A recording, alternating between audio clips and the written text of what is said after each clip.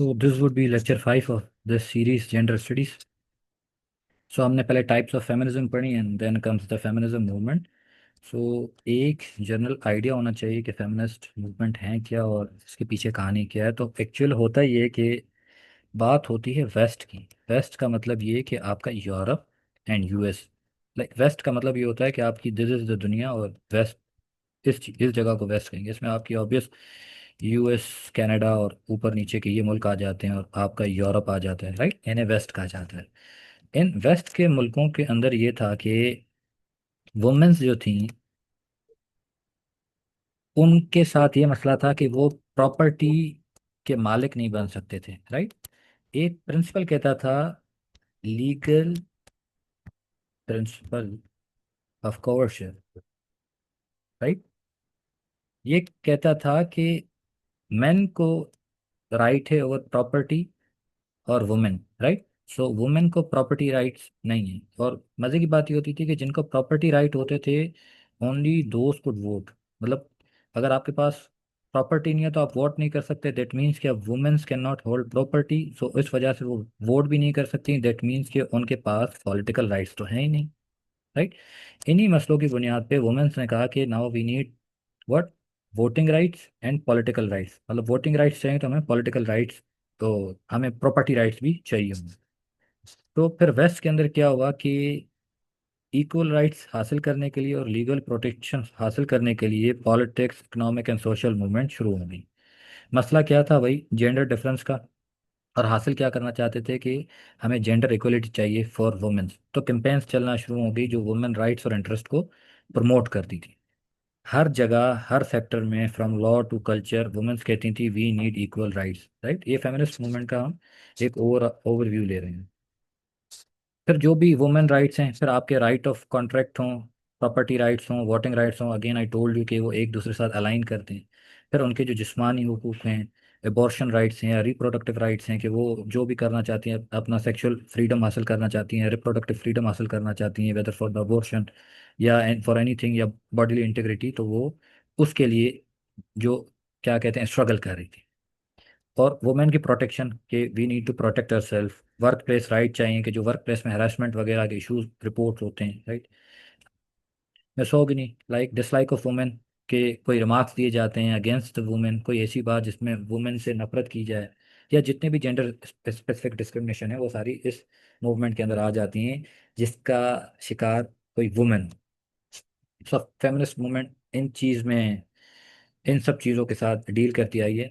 अब feminist movement की total 3 waves हैं. मतलब पहले एक वेव आई, कोई एक टारगेट अचीव हुआ, then come the second wave, then वो अचीव हुआ, then come the third wave. तो इस तरह से वो 3 वेव्स के अंदर फेमिनिस्ट मूवमेंट जो है डिवाइड है. राइट. पहली मूवमेंट सिर्फ women suffrage issue. Suffrage means right to vote. Right to vote के लिए राइट टू प्रॉपर्टी चाहिए. तो जब उन्हें राइट टू वोट और राइट टू प्रॉपर्टी मिल गया, तो फर्स्ट फेमिनिस्ट मूवमेंट खत्म हुई. देन सेकंड वेव शुरू हुई.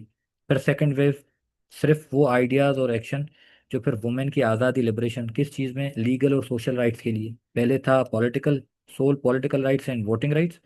देन आगे आपके लीगल एंड सोशल राइट्स की तरफ. फिर उन्होंने देखा कि वेस्ट ने इनको लीगल प्रोटेक्शंस देना और सोशल राइट्स गारंटी करना शुरू किया अपने कॉन्स्टिट्यूशन में. फिर ये लोग थर्ड वेव की तरफ आ गए, और आजकल ये थर्ड वेव ही चल रही है कि जो भी फेलियर्स हैं सेकंड वेव के, उन्हें कंटिन्यू किया जा रहा है. या जो भी वुमेन्स ने सेकंड वेव के अंदर बैकलैश फेस किया या जो क्रिटिसिज्म फेस किया, वो थर्ड वेव में वो कह रहे हैं हम इसे डील करेंगे. राइट. अब इनका काम जो है क्या है कि जो भी सोशल पॉलिटिकल या जो भी राइट्स फॉर वुमेन है, इन इक्वल राइट्स जो वो हासिल करना चाहती हैं, उनको एडवोकेट करेंगे, उन्हें प्रमोट करेंगे. जेंडर पॉलिटिक्स के अंदर एक्टिव होना चाहेंगे. पावर रिलेशंस वगैरह या जो इश्यूज हैं उनमें वुमेन की जो राइट्स हैं उन्हें प्रमोट किया जाएगा. अगर देखा जाए तो व्हाट एक्चुअली इज हैपनिंग, कि जितने भी सेक्टर हैं, from politics to economy to social to cultural, right, हर चीज़ में वो कहते हैं हमें अपने राइट्स को प्रोटेक्ट भी करना है एंड प्रमोट भी करना है और एडवोकेट भी करना है.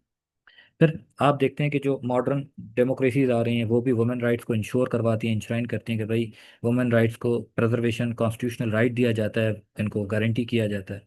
फिर ये कहते हैं कि there should be a whole new language जो एक वुमेन लैंग्वेज कहलाए. व्हाट वी टॉक्ड एंड उसमें gender studies and women studies में हमने डिफरेंस देखा था. तो वी सेड के जो वुमेन स्टडीज वाले हैं, दे एडवोकेट फॉर सोल, हर चीज़ वुमेन की हो, जिसमें वुमेन्स ही हो सारी डोमेन के अंदर। सो ये भी कहते हैं कि एक ऐसी लैंग्वेज होनी चाहिए, डेवलप होनी चाहिए, जो पूरी चीज़ को एक रीथिंक करे, पूरी फिलोसफी को चेंज करे जिसकी बेस के ऊपर डिस्क्रिमिनेशन हो रही है, राइट। सो ये सारा फेमिनिस्ट का आइडिया था। अब स्पेसिफिकली हम वेव्स की बात करें, तो जो पहली वेव के अंदर जो मतलब फेमस पर्सनैलिटीज़ वगैरह थी, या जो फेमिनिस्ट लीडर्स थी, उनकी बात की जाए तो ये मेरी वोllस्टोनक्राफ्ट थी, जिसने कहा था कि वो ह्यूमन राइट्स जो इनएलिनेबल हों, जिसे चैलेंज ना किया जा सके, वो वुमेन्स के लिए लाजमी है। फिर ये जो वुमेन सफरेज या वुमेन राइट टू वोट की बात की जाए, तो ये जॉन स्टुअर्ट मिल ने आइडिया दिया था कि there should be an idea of women suffrage as well. But ये जो वुमेन सफरेज का आइडिया था ना, ये वायलेंट नहीं था। वो लोग मूवमेंट, पोलाइट मूवमेंट थी, नॉन वायलेंट मूवमेंट थी, लेकिन फिर सफरगीट भी आ गए। वो दे सेड कि हम भाई डायरेक्ट एक्शन वाले हैं, जो इसकी सरबराही में थे, एमेलिन पैनखर्स्ट की सरबराही में। दे सेड कि हमें डायरेक्ट एक्शंस लेने हैं, वायलेंट प्रोटेस्ट करने हैं। तो this was the actually difference between suffrage and suffragette movement. Suffrage वाले थोड़े ठंडे थे, but suffrage actually means right to vote. Suffragette वाले थोड़ा डायरेक्ट एक्शन के सपोर्टर्स थे।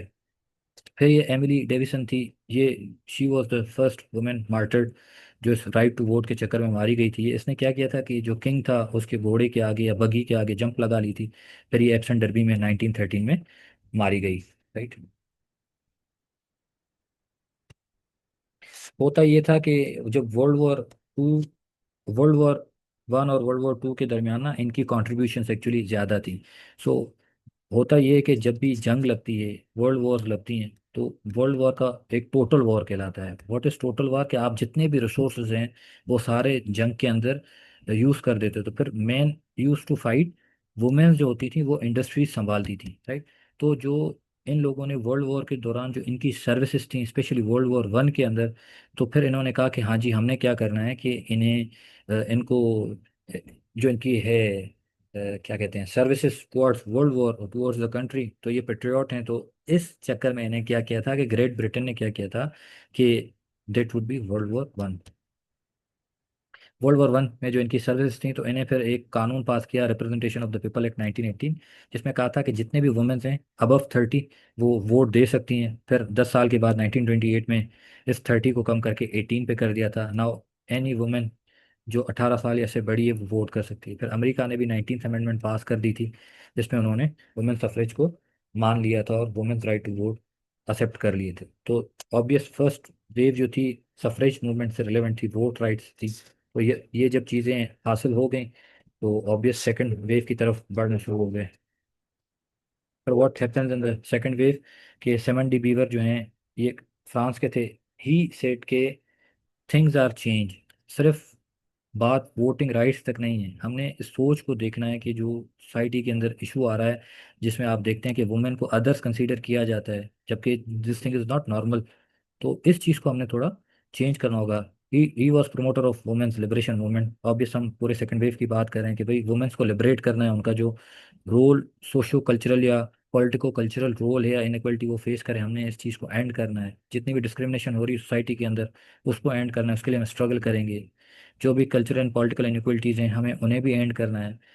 पावर और स्टीरियोटाइपिंग जितनी भी हुई है कि जो वुमेन को मार्जिनलाइज रखती है या इन्फीरियर रखती है, जो भी सेक्सेस स्ट्रक्चर बनाए गए हैं based on sex, male and female, हमने उसको उस पर नज़रसानी करनी है। हमने एक्चुअली क्वेश्चन करना है कि होता क्यों है, वुमेन को जुल्म क्यों फेस करना पड़ता है, हम इन्हें क्वेश्चन करेंगे। फिर सेकंड वेव में ये होता है कि एडवांसमेंट होती है, कि वुमेन्स एजुकेशन की तरफ बढ़ती हैं, कैरियर प्रोस्पेक्ट की तरफ बढ़ती हैं। एक इन्हें ये गारंटी मिल जाती है कि एक legal end to discrimination in work place, ये कुछ अमेंडमेंट पास हो जाती हैं, जो आपके वर्क प्लेस के अंदर आपके साथ डिस्क्रिमिनेशन किया जाता है, हरास किया जाता है, ऑब्वियस ये चीज़ें भी कानून के अंदर इनकलकेट होना शुरू हो जाती हैं।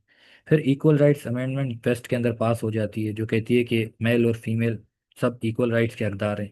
एबॉर्शन को लीगलाइज कर दिया जाता है अमेरिका के अंदर। तो इन्हें क्या होता है कि कुछ राइट्स मजीद मिलना शुरू हो जाते हैं। अगेन सेकेंड वेव कहती है कि हमने कल्चरल और पॉलिटिकल इनक्वलिटीज जितने भी इश्यूज हैं सबको ख़त्म करना है। बट कुछ चीज़ें इन्हें हासिल होती हैं और कुछ नहीं होती।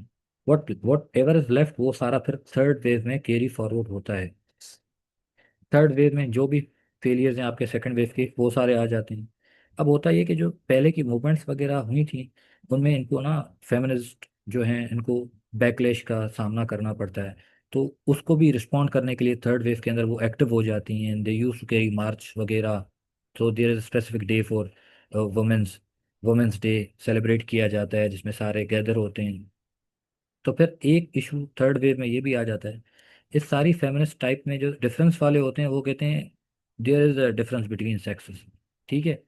और ये डिफरेंस वाले एक साइड पे हो जाते हैं, और बाकी टाइप्स वाले फेमिनिस्ट हैं वो सारे चेंज हो जाते हैं, वो कहते हैं नहीं, सिर्फ ये इशू नहीं है, जो आपकी सोशल कंडीशनिंग है या सोशल कंस्ट्रक्शन है उसकी वजह से ये जेंडर डिफरेंस आ रहा है। सो ये भी थर्ड वेव के अंदर one of the point is कि एक डिबेट आपस में इनकी हो जाती है फेमिनिस्ट के बीच में। ऑब्वियस इनके बीच में प्रिंसिपल के ऊपर तो एग्री करते हैं, बट यहाँ आके ये डिफरेंस फेमिनिस्ट वाले कहते हैं कि वो थोड़ा डेविएट करना शुरू हो जाते हैं। So obvious third wave is the wave जो ऑनवर्ड अभी तक चलती आ रही है आज तक, एंड यू सी पूरी दुनिया के अंदर still the third wave is continuing, जो परसीव फेलियर हैं सेकंड वेव के उन्हें कैरी फॉरवर्ड करते आ रहे हैं।